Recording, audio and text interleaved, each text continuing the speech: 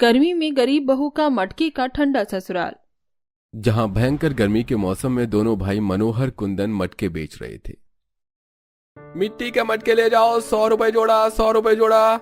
लोग कर दिया मटका सबसे मंदा, खरीदो 50 रुपए में बड़ा मटका और पियो बर्फ जितना चिल्ड ठंडा ठंडा पानी। कुंदन के चिल्ला चिल्लाकर आवाज लगाने के बावजूद भी कोई ग्राहक मिट्टी के मटके खरीदने नहीं आता। वहीं उनके सामने से कूलर फ्रिज की दुकान में भीड़ भाड़ लगी थी। पता नहीं आज किसका मुंह देखकर आए थे, पूरे दिन भर के बीच में एक भी मटका नहीं बिका। वहीं केतन की कूलर फ्रिज की दुकान कितनी ज्यादा चल रही है, लोगों ने मक्खी के जैसे भीड़ भाड़ लगा रखी है। काश कि लोग हमसे भी 2-4 मटके खरीद लेते तो हमारी भी थोड़ी बिक्री हो जाती। कुंदन, अब पुराना जुग जमाना नहीं रह गया है। सब लोग मटके का पानी पीते थे। जिनके पास अच्छे खासे पैसे हैं वो बर्फ वाला पानी पीने के लिए एक बार में 20-50 हजार खर्च कर देंगे। उनके लिए थोड़ी ना बड़ी बात है। वहीं हम जैसे गरीबों के लिए तो 2 वक्त की रोटी का खर्च चलाना भी भारी है। इन बिजली मशीन से चलने वाली चीजों ने गरीब के कमाने खाने का जरिया ही कहां छोड़ा है। अमीरों के लिए सच्चाई का पचा पाना जितना कठिन है, फ्रिज एसी के निर्माण में हजारों गरीबों ने हाथ काट कर रख दिए, जिस कारण गरीबों के घर परिवार में 2 वक्त की रोटी के लिए भी जूझना तरसना लगा रहता है। मटके बेचकर थोड़ी आमदनी के चलते घर के हालात खराब चल रहे थे। आइए आइए, एकदम पक्का मजबूत मिट्टी का मटका खरीदिए 50 रुपए में। आइए आइए। हे भगवान, अरे तुम दोनों 2 कौड़ी के भाइयों को चैन नहीं है क्या? पूरे बाजार को चावड़ी बाजार बना के रखा हुआ है। अरे हमारी आवाज लगाने से आपको क्यों मिर्ची लग रही है? आपने तो दिन भर में कितने फ्रिज बेच डाले, फिर भी संतुष्टि नहीं है। अरे हमारी सुबह से एक भी मटका की बोनी बिक्री नहीं हुई है। कुंदन के जवाब देने पर केतन दोनों को कमजोर देखकर धमकाने लगता है। अबे ओ कुंदन, अभी चाहूं तो पुलिस वाले को 500 और 1000 रुपए खिलाकर तुम दोनों का ठेला यहाँ से हटा दूंगा, फिर हाथ मलते रह जाओगे। तुम दोनों भाई जितना मर्जी करा फाड़ लो, कोई फायदा नहीं होने वाला। अरे आज के मॉडल जमाने में ये मिट्टी का मटका कोई नहीं खरीदना चाहता। गरीब से गरीब मिडिल क्लास भी किश्तों पर फ्रिज खरीद लेते हैं, इसलिए बिना कहे मेरी दुकान के आगे से फूट लो बेटा। दोनों भाई निराश हताश धधकती धूप गर्मी में घर लौटने लगते हैं, जहां रत्ना सरला कड़ी धूप में मटका बना रही थी। जी ठानी जी, आज तो तगड़ी तीखी धूप निकल पड़ी है। ऊपर से आज एक पत्ता भी हिलडुल नहीं रहा कि थोड़ी हवा वया चलती तो थोड़ी शरीर को ठंडक लगती। सच में देवरानी जी, आज तो एकदम दमकल गर्मी है। ऊपर से इस जलते भट्टे में कच्चा मटका पकाने में तन बदन लहकने को हो रहा है। आग बरसती गर्मी से बेहाल परेशान दोनों बहू पसीने पसीने होकर मटका बना रही होती हैं कि तभी आंगन में लगे पेड़ से झमाझम हवा चलने लगती है। कितनी ठंडक भरी हवा चल रही है, अब जाकर जान में जान पड़ी। वैसे जेठानी जी, पसीने पसीने होने के बाद पेड़ पौधों की ठंडी हवा जब शरीर में लगती है तो बर्फ जितना चिल्ड लगता है। वैसे देवरानी जी, भले ही हमारी मकान की छत दीवार कच्ची पुरानी हो गई है, लेकिन ससुराल के आंगन में इस आम के पेड़ के होने से बड़ा सुख है। भले ही इस पर मोजरे नहीं लगती, कैरी नहीं आते, लेकिन गर्मी के मौसम में क्या झमाझम ठंडी ठंडी हवा करता है। वरना ये दंदनाती गर्मी तो क्या दिन क्या रात, खाना पीना सोना सब दूभर करके रखती है। जैसे ही दोनों के पति घर आते हैं तभी मकान के अंदर से उन तीनों के बाल बच्चे रिंकी, गोलू, खुशबू बाहर आ जाते हैं। पिताजी आ गए, पिताजी आ गए। पिताजी, मेरा बर्फ का गोला कहाँ है? आपने कहा था जब आप बाजार से आएंगे तो मेरा बर्फ का गोला लेकर आएंगे। मुझको ठंडा ठंडा बर्फ का गोला खाना है। लाचार कुंदन अपने बेटे रिंकू की तरफ देखकर कहता है, बेटा बाजार में बर्फ के गोले वाले अंकल आज आए नहीं थे, कल ला दूंगा पक्का। झूठ झूठ झूठ पापा, आप झूठ बोलते हो। आपके मिट्टी के मटके नहीं बिके, इसलिए आप मेरा गोला खरीद कर आज भी नहीं ला पाए। कट्टी कट्टी कट्टी, आप बिल्कुल अच्छे पापा नहीं हो। आप गंदे और गरीब पापा हो। आप हमारे लिए कुछ नहीं करते। गुस्से गुस्से में रिंकू अपने पिता कुंदन को कोसने लगता है। तभी सरला डांट कर कहती है, रिंकू, ये क्या तरीका है अपने पापा से बात करने का? थप्पड़ लगाऊंगी। एक घर का खाना खाया नहीं जाता, जब देखो खाली बाहर का चीज खाना है, वो भी मीठा बर्फ का गोला। खा खा कर पूरे शरीर पर ऐसे फोड़ी फुंसी और दाने निकल रखे हैं। ओ, मैं जा रहा हूँ घर के अंदर। दादी को जाकर बताऊंगा कि माँ ने डांटा मुझे। क्या बात है, आप दोनों भाई इतनी परेशान क्यों दिख रहे हैं? मटके नहीं बिके? नहीं रत्ना, आज तो साफ दुकानदारी नहीं निकली। दिन भर गर्मी में खड़े खड़े हालत खराब हो गई, लेकिन एक फूटी कौड़ी की कमाई नहीं हुई। बड़ी जोर की भूख लगी है, तुम खाना निकाल दो। दोनों बहुएं जैसे ही मकान के अंदर जाती हैं तो भयंकर गर्मी से भभका मचा पड़ा था। बूढ़े देव की हरिहर मिट्टी की दीवार से सट कर बैठे थे। नंद नीतू दोनों को हाथ पंखा कर रही थी। अरे नीतू, ये क्या मरा मरा सा पंखा हाँक रही है? हाथ में जान नहीं है क्या? रोटी नहीं खाती? जरा जोर से हवा कर ताकि पसीना सूखे। माँ 2 घंटे से मैं हाथ का पंखा कर रही हूँ, अब हाथ दुख गया है। अरे यह पंखा क्यों बंद कर रखा है? घर में बिजली नहीं है क्या? अरे बेटा, लाइट भागे तो 2-2.5 घंटे से ऊपर हो गया है। पता नहीं इन बिजली वालों को क्या खाज खुजली मचती है। डेली दोपहर के टाइम में ही लाइट काट देते हैं। ऊपर से ये मकान इतना कच्चा है, छत भी एकदम पतली चादर हो गई है कि सारा दिन गर्म चिमनी जितनी तपती है। पता नहीं तुम दोनों भाई कब पक्का मकान करवाओगे कि ठंडक रहेगी। अरे भाग्यवान, क्या तुम भी दोनों के आते ये सब बात छेड़ रही हो? अरे दिन भर धूप गर्मी में थक मार के आए हैं, कम से कम 2 घड़ी चैन की सांस लेने दो। अजी तुम तो बोलो ही मत। मेरे बाबूजी ने इस मिट्टी के घर द्वार में मुझको ढहा दिया और मैंने तुम पर दिन काट लिए। तुम जब देखो मुझे ताना ही क्यों देती रहती हो? जवानी भर मैंने बाल बच्चों को पोस कर बड़ा कर दिया, तुम लोगों को खिलाया पिलाया, उस पे भी कैसे जोड़ जोड़ के मकान बना दिया। अब इसे बने भी 25-28 साल हो गए तो जड़ तो कमजोर होगी ही ना। माँ जी, पापा जी, आप दोनों शांत हो जाइए, झगड़ा मत कीजिए। बहू, मैं चुप हूँ तो दोनों को खाना काट कर खिला दे और तसली में दही जमा रखी है दे दे। दही के साथ थोड़ी रोटी ढंग से खा लेते हैं। सरला जैसे ही ढक्कन हटाकर देखती है तो दही के अंदर से खट्टी दुर्गंध पूरे मकान में भर जाती है और उस पर फफूंदी बैठी थी। कैसी सड़ी सी बदबू आ रही है बहू, अब तुम दोनों ने क्या चीज खराब कर दी? पापा जी, वो गर्मी से दही फट गई। दही खराब हो जाने की बात सुनकर देव की गुस्से में दोनों बहू पर दाना पानी लेकर चढ़ जाती है। बहू, दही तो खराब होगी ही। तुम दोनों को 2 टाइम की रोटी पानी बनाने के बाद रसोई में देखने का काम थोड़ी है क्या चीज बन रही है, क्या चीज खराब हो रही है। आधा किलो दूध के पैसे पानी में चले गए। माँ जी, घर में भी तो बतेरे काम होते हैं। खाना पीना बनाने के बाद इतना दूर नदी से मिट्टी लेकर आना पड़ता है और पूरा दिन मटका बनाने और उसे पकाने में लग जाता है। अब तुम दोनों ही देखो किस चीज से रोटी खिलाओगे अपने पतियों को, क्योंकि तरकारी तो बनी नहीं है। माँ जी, हमें बस थोड़ी देर दीजिए, हम जुगाड़ लगाते हैं। रत्ना सरला रसोड़े के अंदर जाती हैं, जहां थोड़ा खीरा, प्याज, टमाटर पड़ा देखकर सरला का दिमाग चलता है। इतने से बात बन जाएगी। हमारे पति तो सलाद के साथ भी बड़े शौक से रोटी खा लेते हैं। मैं चटपटी सी टमाटर प्याज खीरा काट कर बना देती हूँ। अरे वाह देवरानी जी, ये जुगाड़ तो धांसू है। वैसे भी गर्मी में डेली हमारे पति मसाले वाली सब्जी खाते हैं। तब टमाटर प्याज खीरा बारीक बारीक काट कर उस पर नमक मिर्च का बुरादा बुरक कर नींबू निचोड़ के सरला रोटी से परोसती है। दोनों भाई चाव से खा लेते हैं। सरला, तुमने बहुत ही चटपटा सलाद बनाया था। भूख कम थी फिर भी 5-6 रोटी खा गया। शुक्रिया जेठ जी।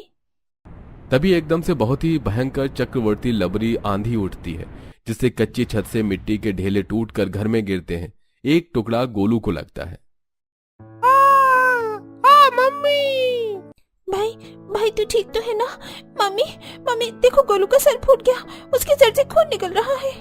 गोलू के सिर में से तेजी से खून निकलते देखकर रत्ना फूट फूट कर रोने लगती है। हाय, मैं मर गई, मेरा बेटा। बेचारी, मेरे बच्चे ने जितना खाया पिया नहीं उतने का खून निकल गया। आज ही चलो गोलू को अस्पताल लेकर चलते हैं। बहुत दवा दारू करवाने के लिए हाथ पर पैसा भी तो होना चाहिए। घर में हल्का सा छिल गए हैं, रुई में गरम नूरानी तेल भर के सर पर साट दे, 2 दिन में घाव छूट जाएगा। रत्ना देवकी के बताए नुस्खे को करती है और गोलू को गरम तेल रुई लगा देती है। अब तो इस मकान की मरम्मत जल्द से जल्द करवाना बिल्कुल सख्त जरूरी हो गया है। यह मकान की छत दीवार एक हवा का जरा सा झोंका नहीं झेल पाई। मटके बेचकर घरेलू खर्चा भी सही ढंग से नहीं चल पा रहा है, तो मकान कैसे पक्का करवाएंगे? इतने टाइम से बाजार में मटके बेचकर बहुत देख लिया। एक बार शहरी बाजार चलकर मटके बेचकर देखते हैं। सुना है वहां कुम्हारों का ही काम जमा है। इसी तरह से समय गुजरता है, जहां दोनों बहुएं कड़ाके की गर्मी में कोसों दूर नदी के यहाँ से बोरी में मिट्टी भरकर सिर पर उठाकर लेकर आकर पूरा दिन लगाकर मटके बनाती हैं और उनके पति शहरी बाजार में ले जाकर बेचा करते। ऐसे ही एक दिन इस बार हम नदी किनारे से बलुआ मिट्टी ले आए हैं। चाक पर ये भुरभुरी मिट्टी चल भी नहीं पा रही, बनावट भी खराब हो रही है। और तो और भट्टी में डालते कई मटकी तो फूट गई। इसका क्या करें? उस कोने में इतने सारे मटके के टुकड़े पड़े तो हैं, वही रख दो। सरला सारे टूटे मटके को कोने में रख देती है। तभी ननंद कहती है, भाभी, आप दोनों ये मटकी का खप्पर कोने में किस लिए जमा करती हो? पता है आंगन लीपने पोतने में कितनी दिक्कत होती है। जब ये किसी काम की नहीं है तो हटा दीजिए। नीतू, हम इस गर्मी के मौसम में इस मिट्टी को इतनी दूर से लाने में पैरों में छाले पड़ जाते हैं, फिर इस मिट्टी को रौंद कर मटका बनाते हैं। इसके टूट जाने पर फेंक कैसे दे, शायद हमारे काम आ जाए। ऐसे ही मकान की पुरानी जड़ और दुबली कमजोर दीवारों से चूना सफेदी की पपड़ी झड़के कभी खाने में पड़ जाती तो कभी सोते वक्त उनके चेहरे पर। वहीं दिन रात घर भी गर्मी से दमकता रहता था। एक दिन दोनों मटके बनाने के लिए नदी किनारे से मिट्टी लेने जाती हैं। बाप रे बाप देवरानी जी, आज तो घमासान गर्मी है। जमीन भी ज्वालामुखी की तरह धधक रही है, पैरों में छाले पड़ जाएंगे। थोड़ी धूप घट जाने दीजिए, फिर चलेंगे। चलिए थोड़ी देर जंगल में ही चल लेते हैं, पेड़ पौधों की ठंडक भरी हवा खाएंगे। धूप और गर्मी से परेशान होकर घने जंगल के अंदर वो जाती हैं, जहाँ पेड़ पौधे से बर्फ जितनी ठंडी हवा बयार चल रही थी। दुलारी अपने छप्पर के मकान में बैठी थी, जहाँ काफी ज्यादा ठंडकपन था। अरे रत्ना सरला, बड़े दिनों बाद जंगल में भेंट करने आई हो। जंगल का डगर भूल गई थी तुम तो। क्या बताएं दुलारी अम्मा, पूरा दिन घर के कामकाज और बाकी समय मटका बनाने में निकल जाता है। अरे बाहर क्यों खड़ी हो, भीतर आ जाओ। मुझ गरीब की कुटिया में सुख सुविधा कम है, लेकिन सुकून और ठंडक है। दोनों दुलारी के छप्पर वाली झोपड़ी में आती हैं तो बर्फ जितना ठंडकपन था। कच्ची जमीन मिट्टी से लिपी हुई थी। अरे वो अम्मा, तुम्हारी झोपड़ी तो बगैर ऐसी कूलर पंखा के बर्फ जितनी ठंडक कर रही है, इंसान को बगैर खाए भी सुकून की नींद पड़ जाए। बिटिया, मेरी मड़ई के अंदर ठंडक तो रहेगी ही। रोज नदी किनारे से मिट्टी लाकर अपने घर को लीपती पोतती हूँ, तो मेरे मकान की छत पर भी मिट्टी की ही है, और मिट्टी तो गर्मी के मौसम में ठंडी रहती है। वैसे अम्मा, आपके घर को कितना समय हो गया बने? बिटिया, इस छप्पर के झोपड़े को तो बने हुए कोई जुग जमाना गुजर गया। बहुत सारे सर्दी गर्मी बारिश का मौसम झेला है, लेकिन मजाल है जो आंधी तूफान में एक छप्पर भी टस से मस हो जाए। बूढ़ी दुलारी के छप्पर वाले घर में इतनी ठंडक देखकर रतन सरला का दिमाग चलता है और घर लौटकर वो बेकार पड़ी सारे मटके के टुकड़ों को इकट्ठा करती है। इसे देखकर देवकी, अरे तुम देवरानी जेठानी को आज खाने पीने के सुध है कि नहीं, और ये मिट्टी के टूटे टुकड़ों को क्यों बटोर रही हो? माँ जी, हम इस मटकों के टुकड़ों का अपनी छत पर छप्पर चढ़ाएंगे, ताकि छत मजबूत हो सके, और ये मिट्टी की बनी मटके हमारे मकान के अंदर थोड़ा ठंडक भी करेंगे। सरला का खराब पड़े मटके के टुकड़ों से छत बनाने का विचार देवकी और नीतू को भी जंचता है। अब नीतू लकड़ी की सीढ़ी लगाकर मचान के ऊपर चढ़ जाती है, पर दोनों बहू हैं उसको मटके के टुकड़े पकड़ाती जाती हैं, जिसे वो लाइन से लगती जाती हैं, और लगभग 3-4 घंटे की मेहनत के बाद मटके की मजबूत छत तैयार हो जाती है और धीरे धीरे घर के अंदर की घमस भी उड़न छू हो जाती है। क्या बात है, आज से मकान के अंदर काफी ठंडक है और घर को मिट्टी से लीपा पोता है क्या? नहीं मनोहर, तुम दोनों की लुगाइयों ने जुगाड़ लगाकर छत ठीक किया है, छत पर मिट्टी की छप्पर चढ़ाई है। वैसे देवकी, हमारे जमाने में लोग मिट्टी और छप्पर के घर में ही तो रहते थे, तब कौन सा ये हवा खाने के लिए पंखा कूलर होता था या ठंडा पानी पीने के लिए फ्रिज होता था। मटके का पानी पीकर और छप्पर के घर में रहकर तो सुख से समय कटता था। मटके के छत के चलते अब गर्मी का कहर भरा प्रभाव गरीब परिवार के घर पर नहीं पड़ता। ऐसे ही 2-4 दिन गुजरते हैं। एक दिन भर मूसलाधार की बारिश बरसती रह जाती है, जिससे दीवारों से मिट्टी बहने लगती है। माँ, ये दीवारों का सारा चूना बारिश में पानी में साफ हो गया। दीवार की मिट्टी पिघल रही है, घर न ढह जाए। आंधी पानी भी तो इतनी तेजी से बरस रहा है, कोई भरोसा नहीं है। तभी जोर से बिजली चमकने के साथ साथ तेज आंधी से घर की दीवारों में दरार आ जाती है और मिट्टी गिरने लगती है। मम्मी देखो, दीवार हिल रही है, मुझको डर लग रहा है। मम्मी, हमारा घर टूट जाएगा तो हम कहाँ जाएंगे? अरे बहू, तुम दोनों देख क्या रही हो? जल्दी से बाल बच्चों को लेकर बाहर निकलो, ये मकान कब जड़ से धंसकर गिर जाए कोई ठिकाना नहीं है। पूरा गरीब ससुराल जैसे मकान खाली करके बाहर निकलता है तो दीवारें गिर जाती हैं और देव की छाती पीट लेती है। तू बड़ा कठोर है ऊपर वाले, गरीबों को केवल दुख ही देता है। क्या मिला तुझे हम जैसे गरीब परिवार वालों से छत छीन कर? माँ जी चुप हो जाइए, हम सब सही सलामत हैं, घर तो फिर बना लेंगे। इतनी महंगाई के दौर में कहाँ से मकान बनवा लेंगे? रत्ना, पक्का मकान बनाना पान पर चूना लगाने जितना आसान नहीं है। अरे ईंट, सीमेंट, बालू, रेत और मिस्त्री लगेंगे। अब रोड पर रहने का दिन आ गया है। तभी सरला आंगन में पड़े उन्हीं मटकों के टुकड़ों को देखती है जो कि सही थे और ढांढस बांध कर कहती है, आप सब लोग चिंता मत कीजिए, मना की हम पक्का मकान नहीं बना सकते, इसलिए इन मटकों से छावनी बनाएंगे। पहले हम छत और मकान की नींव मिट्टी से डालेंगे और फिर मटके लगाएंगे। तब गर्मी हो चाहे मॉनसून, हमारा घर स्थिर रहेगा और ठंडा भी। पूरा गरीब ससुराल मिट्टी के मटके का घर बनाने के ख्याल से सहमत होता है।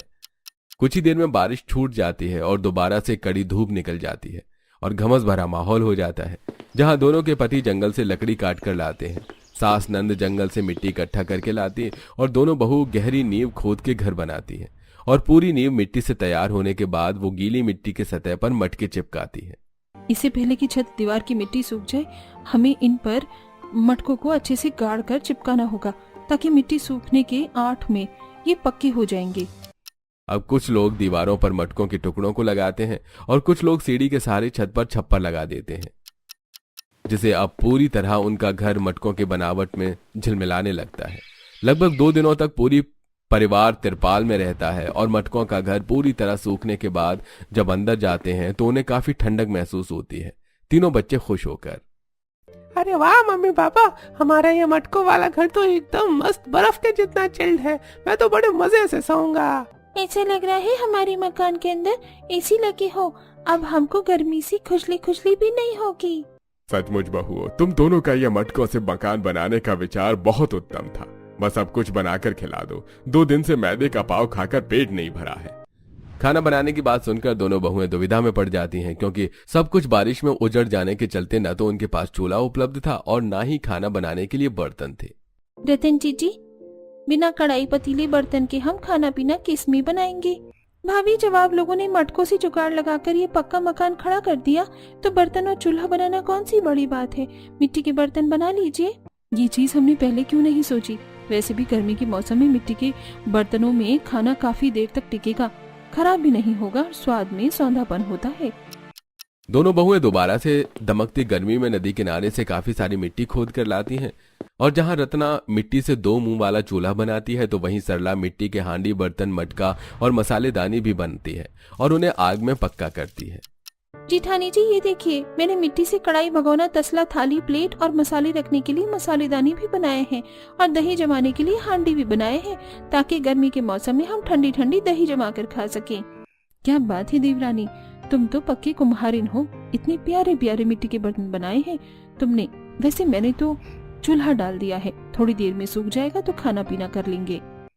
तब तक हम राशन ले आते हैं। दोनों भाई राशन लाकर दे देते हैं और बहुएं अपने मटके वाले ठंडक भरे रसोई में सबको मिट्टी के बर्तनों में खाना पकाकर और परोस कर खिलाती हैं। वाह बहू, इस मिट्टी वाली कढ़ाई की सब्जी में तो एकदम गांव देहात जैसा तीखा, चटपटा, दमदार सब्जी बना है। खाने का मजा आ गया। उस दिन पूरा परिवार सुकून से खा पी कर मटके वाले ठंडक भरे ससुराल में चैन की नींद सोता है। वहीं अपने घर के साथ सजावट के लिए मटकों के आकार के ही गुलदस्ते बनाती हैं और उसे अपने घर को सजाती हैं। यहाँ तक कि वो उनसे गमले वगैरह भी बनाकर छोटा सा बगीचा भी बनाती हैं। वहीं उनके पति अब मटके के साथ साथ मिट्टी के गुलदस्ते और पौधे लगाने के लिए गमले वगैरह भी बनाकर बेचने लगते हैं, जिससे उनकी बिक्री में इजाफा आता है और अब वो अपने परिवार का खर्चा कुशलता से चलाने लगते हैं और इस तरह गरीब बहुएं अपने ठंडक भरे मटके ससुराल में खुशी से रहने लगती हैं।